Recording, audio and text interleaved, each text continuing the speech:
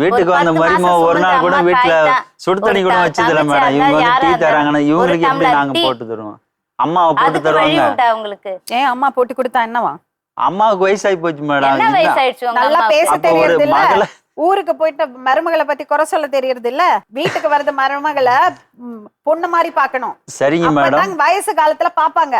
இந்த மாதிரி குறை சொல்லிட்டு திரிஞ்சா மதிக்கவே மாட்டாங்க. அந்த காலம் எல்லாம் போச்சு. எனக்கு ஒரே ஒரு விஷயம் தான் தெரியணும்.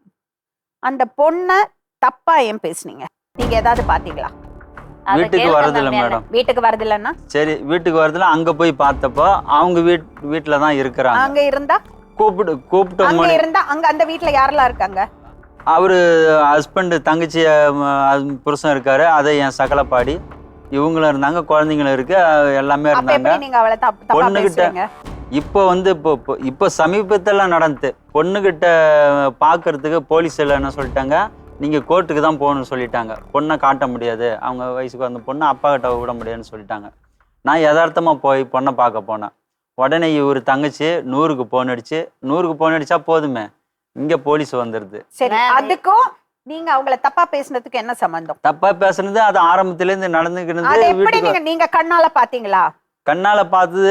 வீட்டுக்கு வர்றதில்ல. சரி, சந்தேகத்தோட டைரக்டா வீட்டுக்கு போய் வீட்டுக்கு வரதில்லன்னா அவளை எப்படி தப்பா பேசுவீங்க? மனைவி கிட்ட அன்பா பேசி என்னங்க பேசுறீங்க நீங்க?